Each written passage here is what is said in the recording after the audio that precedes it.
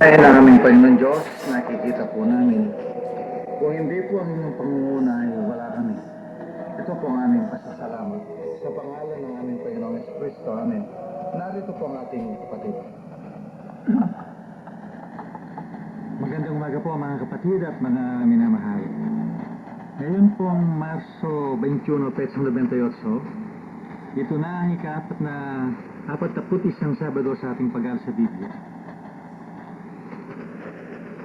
Nakasulat po sa Apokalipsis 12:9 na ang matandang ahas, ang dragon na tinatawag na Satanas at Diablo, itinapon dito sa mundo at nilinilang ang buong sanglibutan. Noong pong Sabado, ipinakita sa atin ng Diyos kung paano nalinlang ng Diablo ang sanglibutan, ang maraming tao. Nang talakayin po natin ang talambuhay ni Michael Manser, na isang drug addict, at nang siya nga ay pumunta sa isang sikta na nagtuturo ng eternal security, siya po'y nagbago ang kanyang buhay. Sino magsasabing yon ay hindi yun ang katotohanan dahil nagbago ang buhay ng isang tao? Ngunit sa ating pagtalakay sa pamamagitan po ng kapayagan ng Diyos, nakita natin na nalinlang din si Manser. Nagbago ang kanyang buhay, pero hindi pa yon. Katulad lang ng mga eskribas at Parseos na naging mabuti ang kanilang panglabas. Kaya ito po ang sinasabi ng Diyos dito sa Isaiah 55:8-9, na ang sabi ng Panginoon, ang aking pag-iisip ay hindi katulad ng inyong pag-iisip. Ang aking pamamaraan hindi katulad ng inyong pamamaraan, na kung paano ang taas ng langit sa lupa, ganyan din ang taas ng ating pag-iisip sa inyong pag-iisip. Ang sabi po ng ating Panginoong Diyos, alam marami pong nakakalam niya sa nagbabasa ng Biblia. Sino kaya ang hindi naniniwala diyan? Siguro sabihin ng mga tao, totoo yon. Mataas ang pag-iisip ng Diyos, ang pamamaraan ng Diyos, hindi pamamaraan ng tao. Ngunit patotohanan po ng Diyos na sinungaling ang tao. Dahil po sinasabi ng ating Panginoong Jesucristo, kayo'y sa inyong amang Diablo. Si John 8:44 po yun, na ama ng kasinungalingan.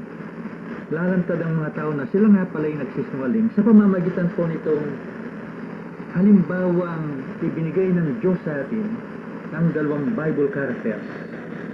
Ito po ay hiling ng mga kapatid, ilang kapatid, brother?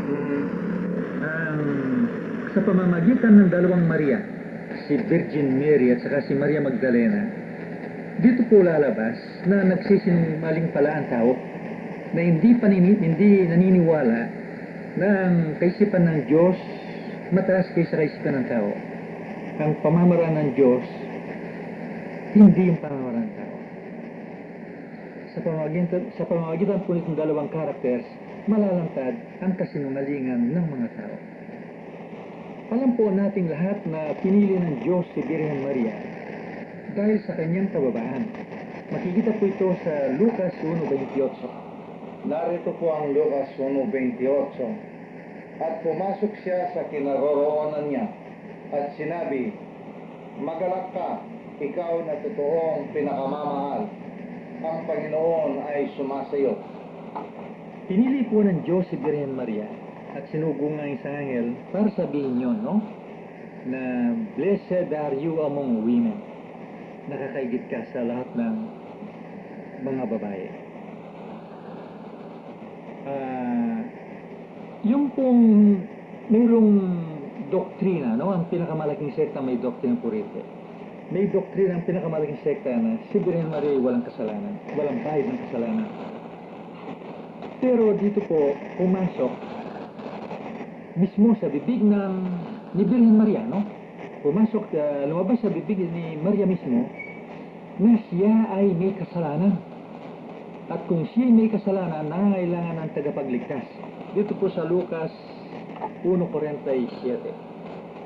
Narito po ang Lucas 1:47. at nagalak ang aking espiritu sa Diyos na aking tagapagligtas. Doon po, kinikilala ni Maria, ni Birhen Maria, na mayroon siyang tagapagligtas. Kaya kung wala pong kasalanan, hindi na kailangan tagapagligtas. Kaya doon nasira. At maliban dyan, pwede kayang magsinungaling ang Diyos. Pwede kayang hindi magkatotoo ang sinabi ng Diyos dito sa Romans 3:10 hanggang 12. Narito po ang Roma 3:10 hanggang 12. Gaya ng nasusulat, walang matuwid, wala kahit isa. Walang nakakatalastas, walang humahanap sa Diyos. Silang lahat ay nagsilihis, magkakasamang nawalan ng kasaysayan. Walang gumagawa ng mabuti, wala kahit isa. Yun pong sinasabi ng Diyos, no, na wala palang mabuti, walang matuwid kahit isa. Sa makatuwid, walang exception. Tinanggap ni Virgin Mary yun, nang sabihin ang ating tagapagligtas, no? Bakit po pinili ng Diyos si Virgin Mary para lalabas sa kanyang sinapupunan, no? Ang ating Panginoong Jesucristo. Dahil nakita niya ang kanyang kababaan. Kaya, eleksyon ng kababaan, no? Kapag magpakababa, pipili ng Diyos. Nakita po ng Diyos ang kababaan ni Maria, kaya pinili siya ng Diyos.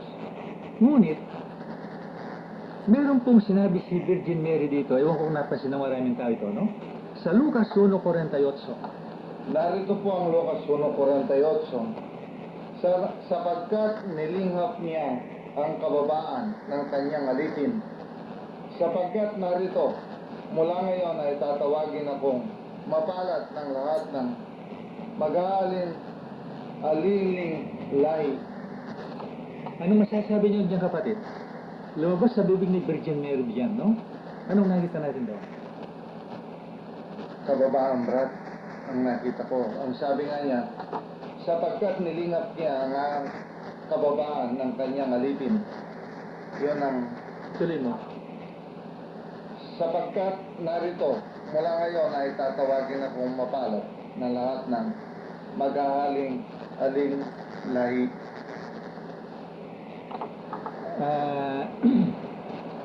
Noong pong una, ang anghel ang nagsalita. Hindi ba? Ang anghel ang nagsalita na ipinahayag kay Maria, no? Ang magandang balita. Dito sa ikalawang talata, lumabas na dito sa bibig ni Maria ang ibang bagay. Pwede ba sa natin sa English, brother? Sa English, no? Luke 1:40. Ito po sa English King James Version. For he hath regarded the low estate of his handmaiden. For behold, from henceforth all generations shall call me blessed. Kanino po lumabas sa bibig yung all generations shall call me blessed? Kay Maria. Kay Maria. Anong napansin natin doon? Parang may pumasok sa puso, dadamdamin, no, na siya'y pupurihin siya ng mga tao at tatawagin siya'y mapalad sa lahat ng henerasyon, ang sabi. Kaya batayan po yan na tingnan natin mamaya, no, kung ano ang nangyari kay Virgin Mary dito, no? At nagkatotoo po yung sinabi niya. Nagkatotoo sinabi niya. For almost 2,000 years, no? 2 millennium po yun. No less than 700 million people are now calling Blessed Virgin Mary, the blessed of all women. Galing sa bibig ni Maria. At lumalabas sa bibig ng mga 700 million people ngayon. Blessed nga si Maria. At itinataas. Kaya, ito po yung leksyon ito, no? Leksyon ng Diyos sa atin. Iambing natin ang dalawang Mariano. Kung iambing natin si Virgin Mary kay Maria Magdalena, mukhang wala yatang sa tingin po ng tao, there is no comparison ang sinasabi. Dahil si Maria ay napakalapit sa Diyos, yun nga, lumabas sa kanyang tiyan si Jesus Christ, Kaya pinupuri ng 700 million people, venerating her, and even worshiping her, only they cannot admit. Eh, itong si Maria Magdalena naman, itinaboy ang 7 demonyo sa kanya. So, napakasama naman, no? Kaya, makikita po natin dito, ang pureba na ibibigay ng Diyos, no? Na ang mga tao pala sinungaling. Gayon man, tinatanggap, sinasabi, tama ang kaisipan ng Diyos, mas matas kaysa aking kaisipan, ang kaparanan ng Diyos, hindi yung kaparanan ng tao, masisira po ang sinasabi ng tao siya sa pamamagitan ng purebang ibibigay ng Diyos. Sa mga tao, napakahalaga po ang physical relationship. Physical relationship. Halimbawa, basahin po natin ito sa Lucas 11:27 hanggang 28, kung anong nakita ng isang babae. Narito po ang Lucas 11:27 hanggang 28. At nangyari, na nang sinasabi niya ang mga bagay na ito, ang isang babae mula sa karamihan ay naglakas ng kanyang tinig at sinabi sa kanya, mapalad ang tiyang sa iyo'y nagdala at ang mga dibdib na iyong sinusuhan. Datapwat sinabi niya, oo, bagkus na lalong mapapalad ang nakikinig ng salita ng Diyos at ito'y ginaganap. Yun pala ang first portion lang, ano? Pwede ba ulit natin, sir, yung 27, ano? Ito po ang Lucas 11:27. At nangyari na nang sinasabi niya ang mga bagay na ito, ang isang babae mula sa karamihan ay naglakas ng kanyang tinig at sinabi sa kanya, mapalad ang tiyang sa iyo'y nagdala. Ayun po, okay na, no? Nakita po ng isang babae, nakita ng babaeng ito, si Virgin Mary na napakapalad. Dahil ang sabi niya, mapalad ang babaeng ang tiyan mo, ang tiyan niyang nagdala at nagpasuso sa iyo. Parang ganyan na, sir, kung ipagpatuloy na, hindi na lang kita, no? Nakita po ng babaeng ito, ang physical relationship ay napakahalaga. Kaya parang nainggit parang nainggit po itong babae. Pero meron po sinabi ng ating Panginoong Jesucristo rito sa 28, yung sister, no? Yung 28. 28, sir. Dito po sa Lucas 11:28, tapos sinasabi niya, oo, bagkus na lalong mapapalad ang nakikinig ng salita ng Diyos at ito'y ginaganap. Pinabulaan po ng ating Panginoong Jesucristo yung impression ng babae, yung perception ng babae. Anong idinin ng ating Panginoong Jesucristo? Spiritual relationship. Tao, physical relationship. Kaya makikita po natin dito, paano ang pagkakita ng mga tao kay Virgin Mary? They call her mediatrix of all graces. Hindi ba, kapatid? Tinatawag na the mediatrix of all graces. Ang ibig kong sabihin niya, silang tagapamagitan, si Virgin Mary siyang tagapamagitan sa mga tao at sa ating Panginoong Jesucristo. Na sinasabing dahil siya'y kanyang ina, madaling humingi kay Jesucristo dahil hindi pwedeng hiyain ang kanyang ina. Yung pong sinasabi ng mga tao, no? Saan galing yung kapatid? Galing yun sa kaisipan ng tao yan. Galing yun sa damdamin ng tao. Kaya makikita po natin yung Isaiah 55:8-9, no? Dinidin natin yan. For your thoughts are not my thoughts, and your ways are not my ways. Ako, no? Mawawala ang mga tao dito. Yung pong sinasabi yung nakita ng babae rito sa Lucas 11:28, no? 27:28. At saka yung sinasabi ng mga tao, nagkakatugma. Pero anong sabi ng ating Panginoong Jesucristo? Nangangailangan ba ng mediatrix? Nangangailangan ba ng tagapamagitan?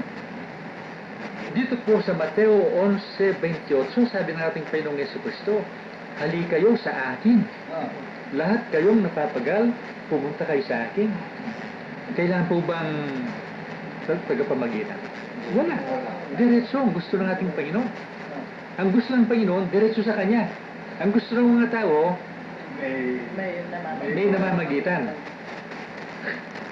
Ano po magbuti? May namamagitan o walang namamagitan? Walang namamagitan. 700 million people. Nalin lang dito. Huwag po natin kalimutan itong pinakamatandang sekta. At ayon sa Revelation 17:5, ito ang ina ng mga patutos. dahil makikita pala ang dugo sa mga anak, no? Kaya yung mga maling katuruan makikita sa mga anak, no? Lumabas po rito na mali palang tao. Pinupureba ng Diyos na mali ang tao. Kaya nagsalita ang Diyos dito sa Isaiah 8:20. Nandito po ang Isaiah 8:20.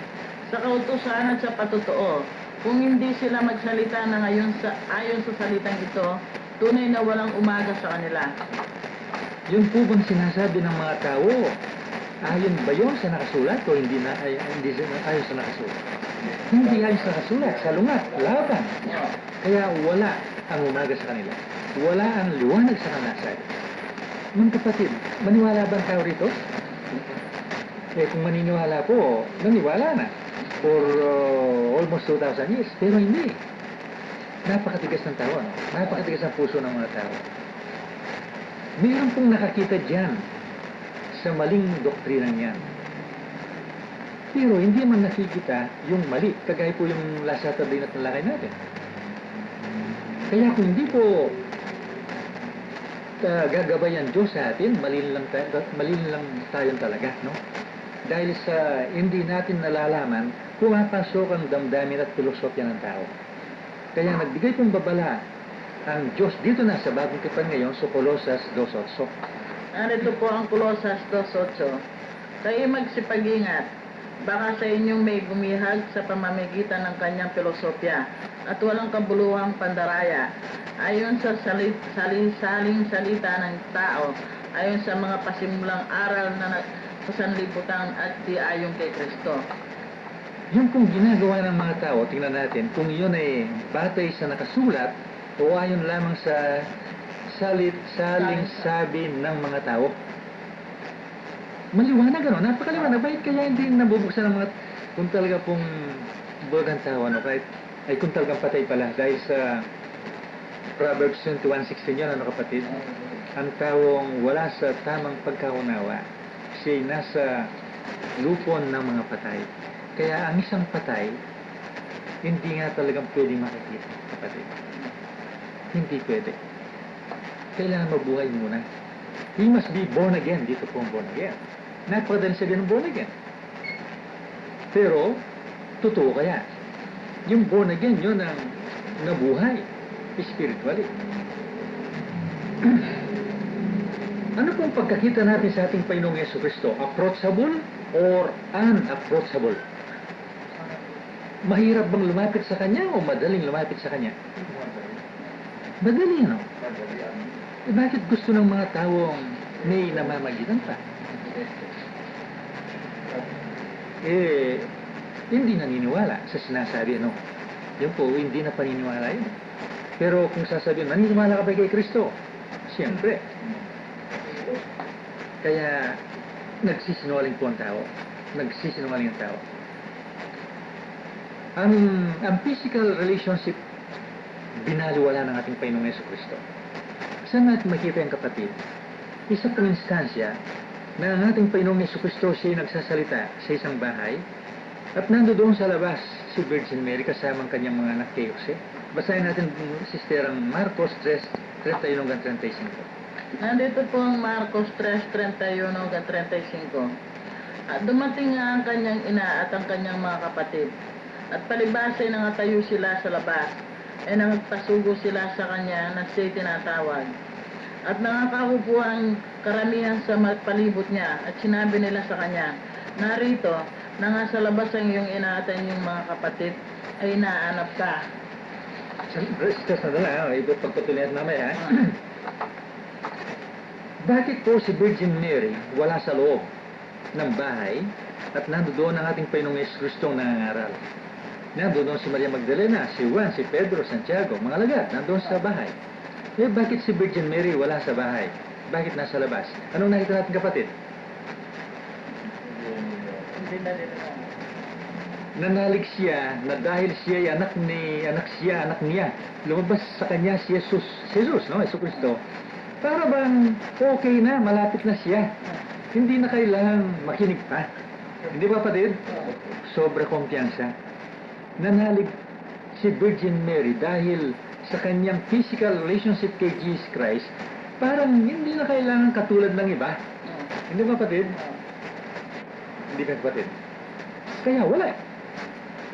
Anong sabi ng ating Panginoon? Ito pagpatuloy natin, kapatid. Dito po sa Marcos 3:33, at sinagot niya sila at sinabi, sino ang aking ina at ang aking mga kapatid? At pagkalingat niya sa nakakaupo sa palibot niya, ay sinabi niya, narito ang aking ina at ang aking mga kapatid. Sapagkat sino mang gumaganap ng kalooban ng Diyos, ito ay aking kapatid na lalaki at ang aking kapatid na babae at ina.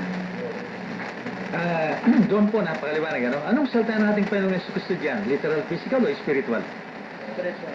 Spiritual. Kaya hindi pwedeng literal, physical. Ano?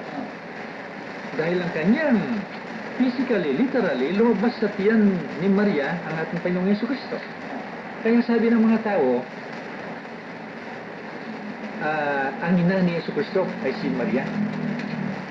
Anak ni Maria si Jesucristo. Labas po sa bibig ng mga tao yan, no?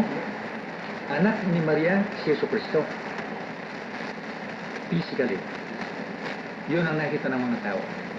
Anong sabi ni Jesucristo? Ina ba na anak ba siya ni Maria? Sinong ina ni Jesucristo ayon sa kanya? Yung nakinig at gumawa sa kalooban ng Ama. Siya ang kanyang ina. Kaya dito po napakaliwanag, spiritual nga pala ang salta ng ating Panginoon.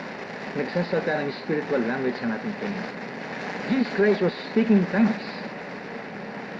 Yun yung speaking tongues, hindi ba, kapatid? Hindi maunawahan ng mga tao yan. Pero ang kanyang mga lahat na naunawahan na dahil pinapaliwanag, ano? Kaya, ito po, punta tayo rito, no?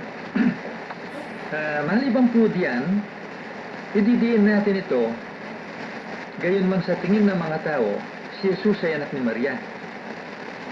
Pero, ewan ko po kung napansin ng mga tao ito, tinawag ba ni Jesucristo ina si Maria? Wala po kaming makita ang tinawag ni Jesucristo, ina ko si Maria. Ina, wala. Kundi tinatawag niyang babae. Babae. Dito po sa John 2:4 na ang ating Panginoong Jesucristo at ang kanyang mga alagad kasama si Virgin Mary, no? Sila po yung naimbita sa isang kasalan. Ito ang nangyari. Ito po ang 1:2-4. At inanyayaan din naman ni Jesus at ang kanyang mga alagad sa kasalan. At nang magkulang ang alak, ina ni Jesus ang nagsabi sa kanya, wala silang alak. At sinabi sa kanya ni Jesus, babae, anong pakialam ko sa iyo? Ang aking oras ay hindi pa dumarating. Okay. Ano po nakikita natin doon kay sa gawa ni Maria? Yung asal ni Maria. Nanalig na naman si Maria, Virgin Mary, sa physical relationship. Kaya parang inutos sa ating Panginoong Jesucristo. Hindi ba, kapatid? Anong sabi ng ating Panginoon? Babae. What have I to do with thee? Anong pakialam ko sa iyo? Sinaway pa, no? Pero dalawa po yun, no? Dalawa, napakaraming mensahe ang sinasabi ng Panginoon, no? Isa po rito, nanalig na naman si Maria sa kanyang physical relationship with Jesus Christ. Dahil ng ating Panginoong Jesucristo, hindi po dinidiin yung physical relationship, kundi ang spiritual relationship. Ikalawa, napansin natin na hindi tinawag na ina si Maria, kundi babae, sabi. Bakit kaya? Bakit kaya hindi tinawag na ina? Ina ko, bakit? Bakit mo sinabi sa akin? Bakit hindi kaya sinabi yun? Bakit sinabing babae? At sa ikalawang instansya po, ng ating Panginoong Jesucristo ay nakapako na sa krus. Yan na naman, sa John 19:26. Narito po ang 1:19-26. Pagkakita nga ni Jesus sa kanyang ina at sa nakatayong alagad ng kanyang iniibig, ay sinabi niya sa kanyang ina, babae, narito ang iyong anak. Babae. Bakit hindi sinabing ina? Ina ko, itong iyong anak. kundi babae. Sa kapahalagan po ng Diyos, ipapakita ng Diyos na hindi po anak ni Maria si Yesu Cristo. Lalong-lalo na yung sinasabing si Maria, ina ng Diyos. Lalo pong napakwan yun, no? Paano natin masabi? O sinong nagsasabi si Jesus hindi anak ni Maria? Ito po napakabigat ito, no? Napakabigat na salita ito. Bakit? Ano bang nakita natin? Kapahayagan po ito ng Diyos. Hindi po kuro-kuro ito, no? Hindi po opinion ito. Sa isang istasyon, tinalakay po natin kung ano ang physical na kasalanan ni Eva. Lumabas po doon na ang ahas, walang iba kundi ang Diablo. Siya pala po ay nagkatawang tao. Saan natin makikita na ang Diablo, ang ahas, ay nagkatawang tao? Makikita po yun sa Ezekiel 28:13 at saka sa Ezekiel 28:2. Baka magkaroon tayo ng oras, kapatid. Baka i-summarize ko na lang, no? Sinasabi po ng Diyos doon kay Satanas. Ikaw, ang sabi ng ating Panginoong Diyos kay Satanas, nandoon ka sa hardin ng Eden. Doon po sa Ezekiel 28:13 yun, no? Ikaw, na ginagawa mong Diyos ang iyong sarili. Nandoon ka sa hardin ng Eden, ang sabi. Sa Ezekiel 28:2, gayon mang hindi ka Diyos, kundi ikaw ay tao, ang sabi. Nandiyan ba si brother? Nandiyan ba dyan? 22, o sige. Ano po sinasabi, Ezekiel 28:2?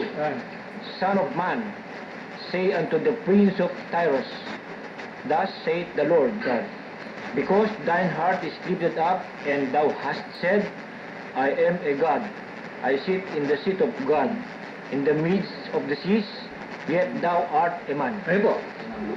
Yet thou art a man. Ganyan kay tao, sabi.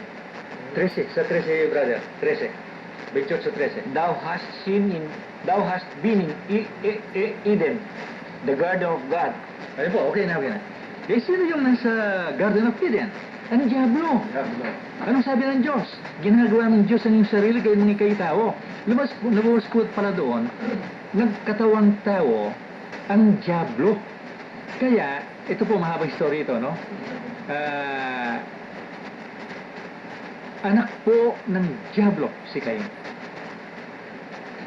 Anak ng Diablo si Cain.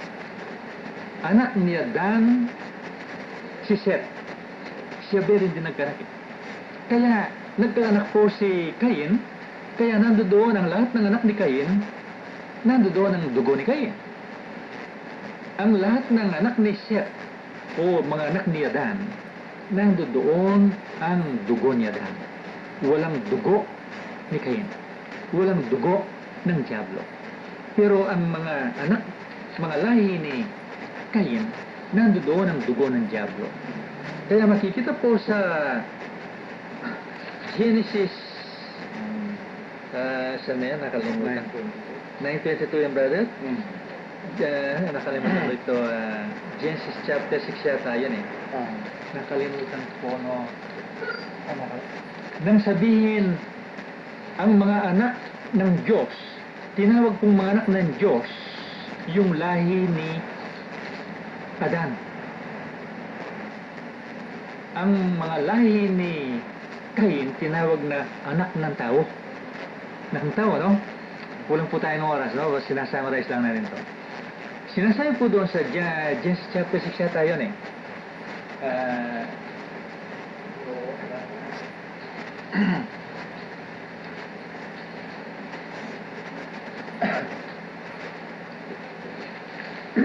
Sa Genesis chapter 6:4 po, no? When the sons of God saw the daughters of men. Sige, brother. 6:4. Narito po ang Genesis 6:4. At ang mga higante ay nasa lupa ng araw na iyon. At pagkatapos din naman na Pagsisiping ang mga anak ng Diyos sa mga anak ng babae, ng tao. At Ayan. mga O yan po, no? Ang mga anak ng Diyos sumiting sa mga anak ng tao dahil nakitang magaganda ang anak ng tao. Yung palang mga anak ni Cain, kapatid, magaganda yon. Dahil the angel of light nga si Satanas, hindi ba? Kaya simpatiko si Satanas sa kanyang katawan tao. Kaya yung lahi ni Cain magaganda, yung babae. Kumbaga yung mga mestizo natin ngayon, no? Kaya nang makita po ng mga anak ni Adan, no? Mga anak ni Adan, sons of God. Nakita,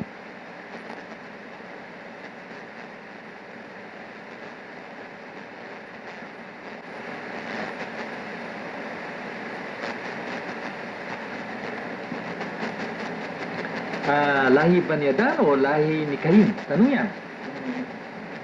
Sa pamamagitan po ng ginawa ng mga tao, ng mga Bible characters, makikita natin kung kanino lahi si Mrs. Noe. Mrs. Noah, no? Alam po natin yung istorya dito sa Genesis 9:22 to 23 hanggang 25. Nang siguro brother, summarize natin, baka magpunta tayo ng oras eh. Si Noe. Pagkatapos ng baha, no? Si Noe, no? Nang nagising si Noe, ang sinumpa niya ay yung anak ni Ham. Ang pangalan niya ay Kinaan. Di ba kapatid? Ulit po natin yan. Ang nagkasala sa anak ni Noe ay si Ham. Si Ham nakita ang kaubaran ni Noe. Nang malaman po ni Noe na nakita nga ang kanyang kaubaran ng kanyang anak na si Ham, ang sinumpa ni Noe ay yung anak ni Ham, ang kanyang pangalan ay Kinaan. Ang nakita po ng mga tao diyan, nakita mo ba si Noe ganyan lang? Pero, makikita po sa Leviticus 18:8. Pwede bang basahin natin, brother, ha? Baka may importante po ito, no? Ano kaya ang pagkakita sa kaubaran ng ama? Leviticus 18:8. Kung sinong mauna sa inyo, kapatid, eh? Makikita po natin si Sister. Nandito po ang Leviticus 18:8. Ang kahubaran na asawa ng iyong ama ay huwag mong ililitaw yung mga kahubaran ng iyong ama. Hanapin ninyo yung Leviticus 20:11, no? Sabi po rito, huwag mong titingnan Huwag mong titingnan ng kahubaran na iyong ama dahil yon ang kahubaran ng iyong ng iyong ina o ang asawa ng iyong ama. Okay, po, no? Ang pagkakita pala sa kaubaran ng ama, father, yon ang pagkakita sa kaubaran ng ina. Okay, ano? O Leviticus 20:11 po. Nandito po ang Leviticus 20:11. At ang lalaking sumiting sa asawa ng kanyang ama ay kaubaran ng kanyang ama, kanyang inilitaw. O, hindi po ba maliwanag yon? Ang nakakita sa kaubaran ng kanyang ama, yun pala ang pagsiping sa kanyang ina. Hindi ba kapatid? Kaya pala, ang kasalanan ni Ham sa pagkakita sa kaubaran ni Noe, actually, pagsiping sa kanyang ina. Kaya siya'y nagkaanak. Ang kanyang pangalan ng kanyang anak ay Kinaan. Kaya ang sinumpa ni Noe ay si Kinaan, ang anak ni Ham. Dahil pala si Kinaan, yun ay bunga ng pagsiping ng anak mismo ni Noe sa asawa ni Noe. Sino ngayon ang asawa ni Noe? Maliwanag, lahi po ni Cain, si Mrs. Noe. Lahi ni Cain, yun ang ebidensya. Kaya masamang babae. Kaya lumabas eh. Lumabas sa kanyang anak. Lumabas sa kanyang akto, sa kanyang gawa. Kaya ang anak ni tatlo ang anak ni Noe at Mrs. Noe, no? Si Shem, Ham, and Japhet. Ayon po sa Genesis 10:1. At ayon sa gawa ng mga apostoles, sa tatlong anak na lalaking ito, lumabas ang buong lahi ng sangkatauhan. Kaya lahat po ng sangkatauhan, lahi ni Cain. O may dugo si Cain. Kaya doon pumasok yung John 8:44. Sabi ng ating Panginoong Jesucristo, you are the sons of your father, David. Kaya, bakit po binuksan natin ito? Napakahalaga sa ating pagtalakay kay Virgin Mary at kay Jesucristo. Sinabi natin kanina, si Jesucristo hindi po anak ni Maria. Kaya pala si Jesus ay tinatawag lamang ina. Bakit? Ito po, no? Itong ebidensya. Sa pag-aasawa ni Noe at kay Mrs. Noe, lumabas ang kanilang anak may polluted na ng dugo. Meron ng halo ang dugo ng kanilang mga anak. Ano? Si Noe, anak ni Adan yan eh. Walang halong kanyang dugo. Punta po tayo kay Maria ngayon. Lahat ng tao may halo ng dugo na ni Cain. Kaya si Maria may dugong Cain. Lahat tayo. Huwag natin pagkaila yun. Lahat tayo, no? Ang banal na espiritu, ang binhi ng banal na espiritu, tumutumbas sa binhi ni Noe. Hindi ba kapatid? Kaya kung binhi ni Noe nagkaanak kay Miss Noe na may bahid na dugo ni Cain, nandoon na ang masamang dugo sa kanilang anak. Bakit itong si Jesucristo walang bahid ang kanyang dugo na isilang na malinis kung siya ay anak ni Maria? Raise the comparison mga kapatid. Anong lumabas dito? Hindi po ginamit ng Diyos ang itlog ni Maria. Kung ginamit ng Diyos ang itlog ni Maria at yung sperm ng banal na espiritu ang naging fetus, halo ang dugo ng ating Panginoong Jesucristo. Kaya hindi po ginamit ng Diyos ang itlog ni Maria. Kundi baga ang Diyos ipinilagay ang fetus sa sinapupunan ni Maria para lalabas sa isang tao ang ating Panginoong Jesucristo sa kanyang pagiging tao. Imposible ba yan sa Diyos? Hindi po imposible yan. Ang katotohanan niya ngayon, ordinaryo na yon, na meron niyang kaso na ang anak na babae ng matanda hindi pwedeng magdala ng tao. Pero nag-iitlog, no? Yung itlog ng babae, kinuha at saka yung sperm ng kanyang asawa. Di nabuo yung fetus, ano po? Yun ang tinatawag na in vitro pregnancy, no? Inilagay ngayon sa tiyan ng lola. Kaya ang lola ngayon ang nabuntis, isinilang ang kanyang apo, surrogate mother. Kung ganon, si Virgin Mary is only surrogate mother of Jesus Christ. That's why Jesus Christ never called her mother, but woman. Kaya maliwanag po doon na wala na yung inisip ng tao. Doon lang wala na eh. What is that physical relationship na binabawala ng ating Panginoong Jesucristo?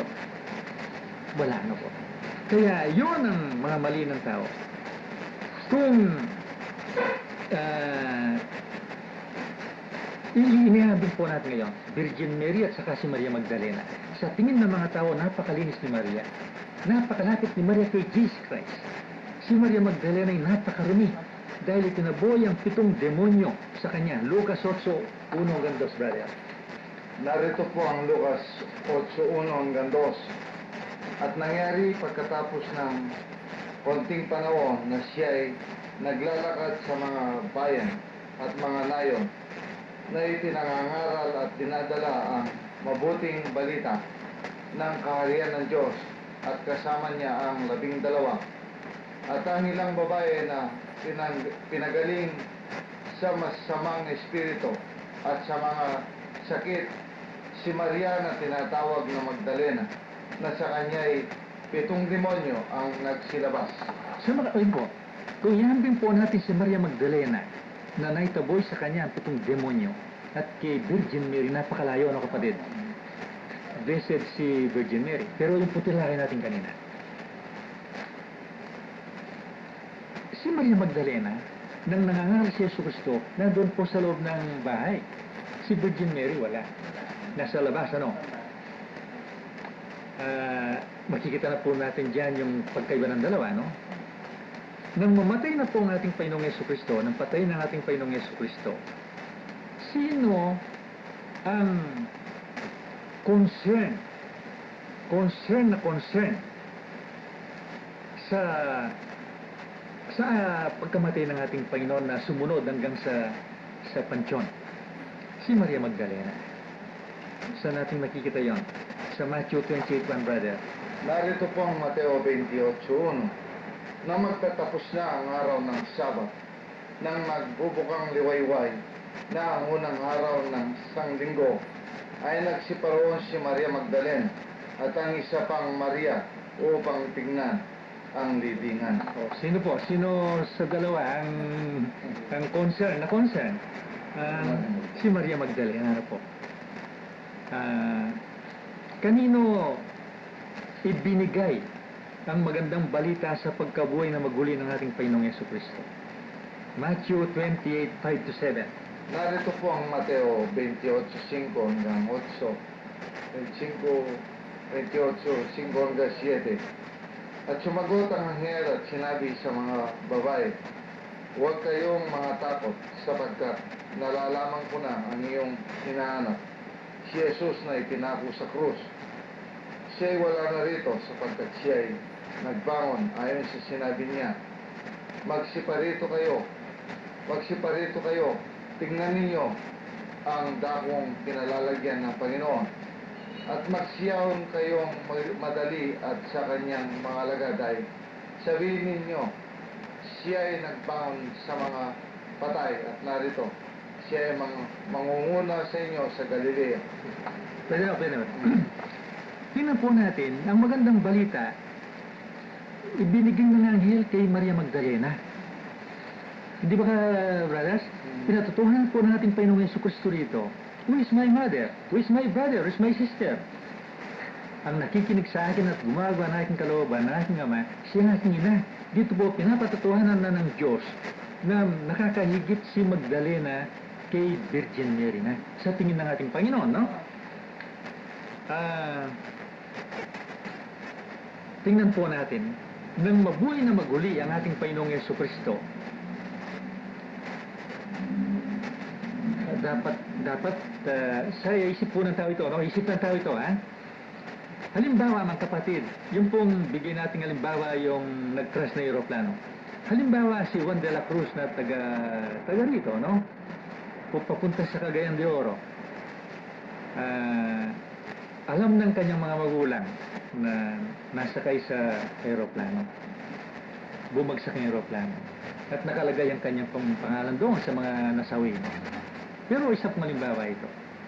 Halimbawa lang by coincidence, nakaiwas si Juan de la Cruz, no? Na hindi nakasakay doon. Pero nakapunta sa Cagayan de Oro na una. Halimbawa lang po ito, no? Kaya alam na alam ni Juan de la Cruz na buhay siya. Pero ang alam ng kanyang mga magulang, ang kanyang mga kapatid, mga kaibigan, siya yung patay na. Tanong po ito. Multiple choice. Sa pagbalik dito, no? Para ibalita na siya buhay. Siya buhay po. Sinong pupunta niya? Ang kanyang relatives, ang kanyang kaibigan, o ang kanyang ina? Halimbawa, wala ng tatay. Siyempre ang kanyang ina, hindi ba kapatid? Yung po, yun, ang kanyang ina. Pero ang nangyari kay Yesukristo, nang siya po'y nabuhay na maguli, dapat sana kay Virgin Mary balita na siya nabuhay na maguli. Yun ang human way, no? Human thought, no? Isip ng tao, kaparaan ng tao. Pero, pakinggan po natin, hindi kay Maria Magdalena nagpakita ang ating Panginoong Yesukristo, hindi kay Virgin Mary, kundi kay Maria Magdalena. Dito po sa Mark 16:9. Narito po ang Marcos 16:9. Nang siya nga'y magbangon ng unang araw ng Sanglinggo, ay napakita muna siya kay Maria Magdalena na sa kanya'y 7 demonyo ang pinalabas niya. Nagpakita po kay Maria Magdalena, hindi kay Virgin Mary. Tatanggapin ba ng mga tao yon? Hindi po tatanggapin yon. Kaya po pumasok dito, yung po nga, Isaiah 55:8-9, no? Lagi natin sinasabi, for my thoughts are not your thoughts and my ways are not your ways. Pero ang mga tao binabaliwala. Napakaliwanag, bakit hindi nakikita? Noong lumang tipan, nakahula na po ito na ang reyna ng langit ay itataas ng mga prinsipe, ng mga matataas na tao. Dito po sa Jeremiah 44:16-17. Narito po ang Jeremias 44:16 hanggang 17. Tungkol sa salita ng inyong sinalita sa amin sa pangalan ng Panginoon, hindi ka namin didinggin, kundi aming tunay na isasagawa ang bawat salita ng lumabas sa aming bibig upang ipagsunod sa kamangyan ang reyna ng langit.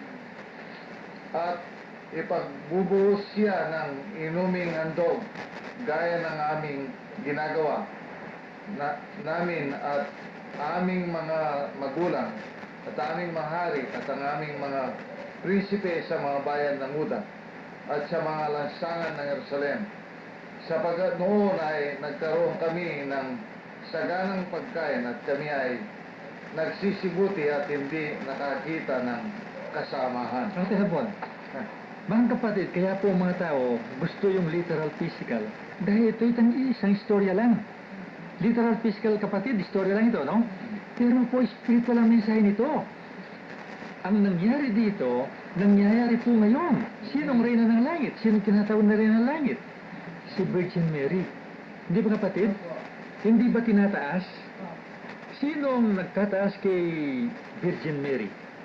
Yung pong mga presidente, mga senador, mga representante, mga politicians, mga milyonaryo, the political, social, economic elite, sila po, tingnan nyo, nakasulat dyan, mga prinsipe, hari. At anong sabi nila? Lahat ay mabuti, walang nangyayari masama sa amin. Tingnan po nyo, hindi ba narinig natin ito? Sa pamamagitan ng reyna ng langit, lahat daw ay mabuti, walang masamang nangyayari, dahil nagmimilagro ang reyna ng langit. Anong sinasabi diyan sa mga syudad sa Jerusalem? Mga lansangan, hindi ba? Hindi po ba pinuposisyon itong reyna ng langit? Ngayon, napakaliwanag po ito. Nadeceive ang mga tao. Ang mga sektang nagbabasa ng Biblia, nakita po ito, maling-mali ang malaking sekta. Kaya ito, sinasabi ito, mali ito. Pero ang nakalulungkot, hindi nakikita mismo ang kanilang mali. Yung puntilakay natin noong Sabado. Si Michael Marcia, alam ng sekta na yun ang katotohanan. Pero hindi alam, mali pa rin. Yun ang deception. Hindi po masisira ang Revelation 17:5. Babylon the Great, the mother of harlots, ang sabi diyan. Ina ng mga patutot. Patutot ang ina at ang kanyang mga anak na babae, patutot na katulad ng ina. Sino pong tinutukoy diyan? Ang pinakamalaking sektang, matandang sekta, ang ina ng mga sekta. Ang dugo ng inang sekta, makikita sa ugat ng mga anak na sekta. Yung mga maling katuruan, pastoral system, yung pong pagtataas sa mga religious leaders, lahat na yung tinatalakay natin dito. Kaya, yun po ang nakita nating napasinungalingan ng mga taong nagsasabing tama. Ang kaisipan ng Diyos, hindi natin kaisipan. Ang kaparaanan ng Diyos, hindi natin kaparaanan. Nagsisinungaling po mga tao dyan. Mga kapatid, hindi po ito mensahe lamang sa mga tagalabas. Dahil ang salita ng Diyos ay binigay sa kanyang mga anak para maging pagkain nila. Mga kapatid, anong ating pagkain dito? Sa una, si Virgin Mary napakababa. Kaya isinilang sa kanya ang ating Panginoong Jesucristo. Hindi ba natin nakita sa ating sarili mga kapatid? Hindi ba tayo nagpakababa? Sino ba si Jesucristo? Hindi ba siyang katotohanan? Kaya po isinilang sa atin ang katotohanan. Dahil sinisimbolan pala tayo ni Virgin Mary. Kung paano lumabas kay Virgin Mary ang sanggol na si Jesus ganyan lumalabas sa atin buhay ang sanggol ng katotohanan, the elementary truth, no? Pero, anong pagkain natin? Nang makita na ni Virgin Mary ang kanyang sarili, yung pong kanina, titingalain ako ng mga tao sa lahat ng salinlahi, ang sabi niya. Tiningnan na ako, mapalad ako, no? Tiningnan na ni Maria ang kanyang sarili. Ano pong nangyari? Napalayo siya. Ganyan din pala tayo mga kapatid. Sa sandaling tiningnan natin ating sarili, no? Mapapalayo tayo. Sa hindi natin nalalaman, nananalig tayo sa ating relasyon sa Diyos, no? Yung pong panalala natin, nakilala natin ang Diyos, naunawa natin kanyang salita. Tama na ba yan? Ganyan ang nangyari kay Virgin Mary. Eh, bakit nasa labas yan ng bahay? Hindi nakikinig. Baka papasok sa ating isip, alam ko na yun. Hindi ba kapatid? Alam natin ito eh. Ginawa natin ito eh. Pero kinain na kaya natin yan. There's a difference between knowing and doing. There's a difference between nandyan ang pagkain at kinakain natin ang pagkain. Kung talagang kinakain natin ang pagkain sa salita ng Diyos, kailangan lalabas sa ating buhay, di ba kapatid? Kaya tingnan po natin, nang nasa Cana, no? Sa kasalan sa Cana, anong nakita natin kay Virgin Mary? Anong nakita natin kay Virgin Mary? Nanguna, no? Nanguna sa ating Panginoong Jesucristo. Hindi po kaya lalabas sa atin ito kung minsan tayo nangunguna sa ating Panginoon. Yung pong pagsasalta ng babae, hindi ba? Pangunguna pala yun. Yun, babae. Kaya babae, sabi. Pangunguna ng babae. Nakakalimutan natin na tayo pala yung speaker system lamang. Baka makukuha natin ng mikropono mikropono, tayong nagsasalta sa mikropono. O siguro nalalaman natin ibig sabihin yan, no? Na kung tayo magsalta para bagang ang Diyos magsasalta. O kinukuha natin ang papel ng Diyos.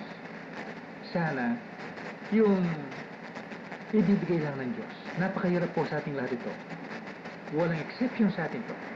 Lahat po mensahe sa atin ito. Kaya kung hindi po tayo magpakababa, hindi natin nalalaman na tayo pala nasa labas ng bahay na. At yung pong concern, ano ba sa Tagalog concern? Yung Malasakit. yung pagmamalasakit ni Maria Magdalena sa patay ng ating Panginoon, sa kamatayan ng ating Panginoon, no? Nang siya po'y nasa libingan na. Sinunod pa hanggang doon sa libingan. Ano kaya ang ibig sabihin sa atin yan? Anong concern natin? Anong malasakit natin sa pagkamatay ni Jesus? Sino ba si Jesus? Hindi ba yun ang salita?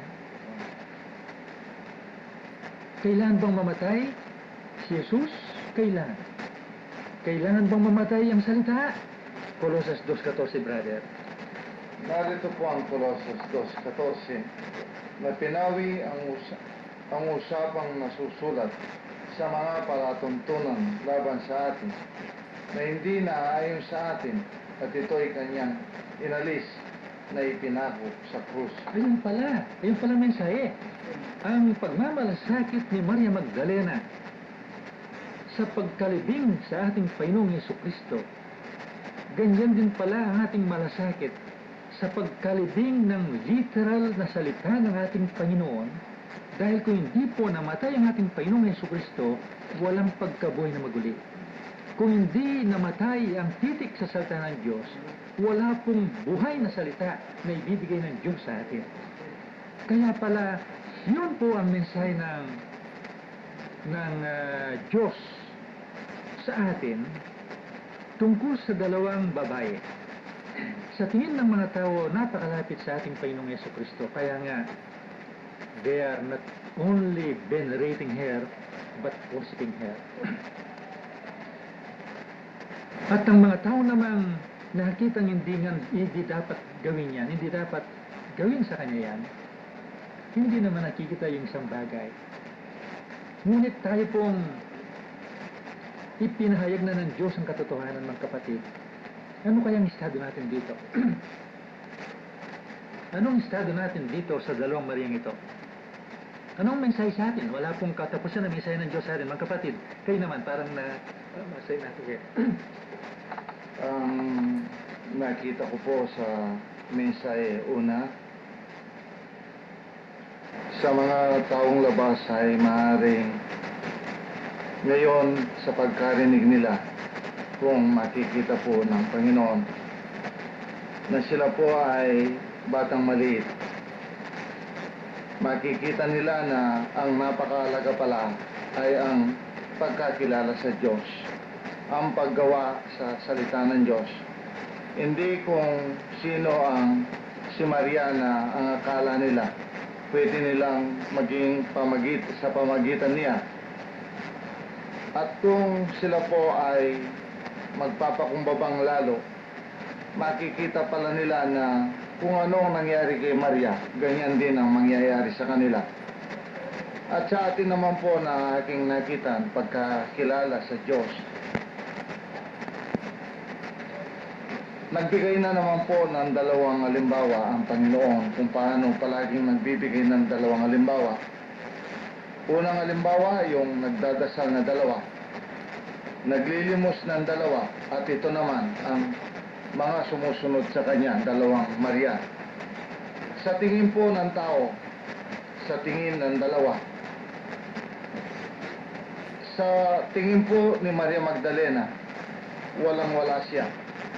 Kaya nga, kung ano ang mababasa natin dito sa banal na kasulatan, para pong hindi makwenta ang pasasalamat ni Maria Magdalena sa ginawa ng Diyos sa kanya. Napakahalaga ang ginawa ng Diyos dahil hindi niya maisip, matanggap na siya ay mabuti o anumang bagay. Samantalang itong isa na si Virgin Mary ay parang lumabas sa kanyang puso ang siya ay titignan ng maraming tao. Kanina po ay parang mensahe pala ito sa mga anak ng Diyos. Nakita ko po sa ating, kung hindi tayo mag-ingat, at ngayon nakita ko, nabigla ako, na kung ano pala ang attitude ni Maria Magdalena, ay malayo pa pala tayo. Kung hindi ang attitude po natin ginagawa ngayon ay si Virgin Mary na. Dahil sufisyente po malakas ang loob ko na sasabihin ko sa mga nakikinig sa iba ngayon na ako po ay nakakilala na sa Panginoon at naunawaan ko na ang kanyang salita. Samantalang sila hindi naunawaan. Pero hindi ko po inaasahan na hindi ko naman pinagmamalasakitan ng malasakit ni Maria Magdalena na sana mawala ang hindi naayon sa Diyos, ang mabuhay sana ang katotohanan sa atin. Kaya mensahe pong malaki sa atin ito. Yun ang aking nakita sa dalawang Maria. Kayo mga kapatid, meron ba? Halos oras na po. Sana Brother, yung pagkakita sa kasalanan, no? Ang pagkakita ni Maria Magdalena dahil siya malaki ang kanyang kasalanan at marami. Yung sabi ng ating Panginoon, yung maraming utang, yung nasa bahay siya ni si Simon, sabi niya, Simon, kung mayroong dalawang may utang sa iyo na pinatawad ang pareho, halimbawa may utang na 50 at yung isa 500, sa palagay mo, sino sa kanila ang maraming pasalamat? Ang sabi ni Simon, yung pong 500, Panginoon, sabi niya. Tama ka, Simon, dahil ako'y pumunta sa iyo, hindi mo man ako binigyan ng pangyapa o pangugas ng paa.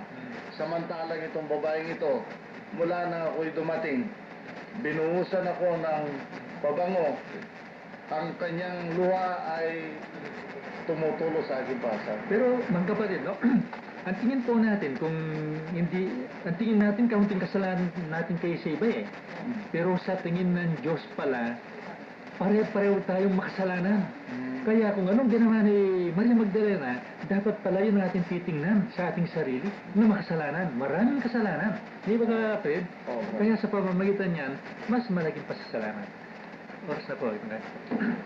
Purihin po ang ating Panginoon sa pagmamahal po na kanyang ibinibigay na kung ating pong pansinin ang mensahe ngayon, ilan kaya sa atin ang magsabi na hindi si Virgin Mary ang ating itinataas? Napapansin po ba natin si Maria Magdalena? At kung ating pong napansin, ang tingin ng Panginoon ay sa spiritual na relasyon. Kaya sana po ganyan ang mensahe ng ating nakuha. Tayo po'y magpasalamat.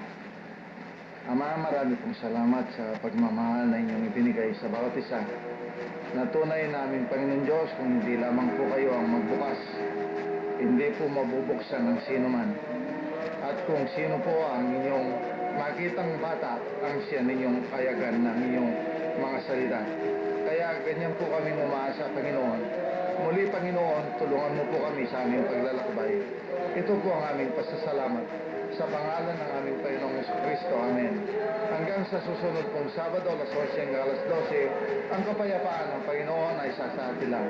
Amen.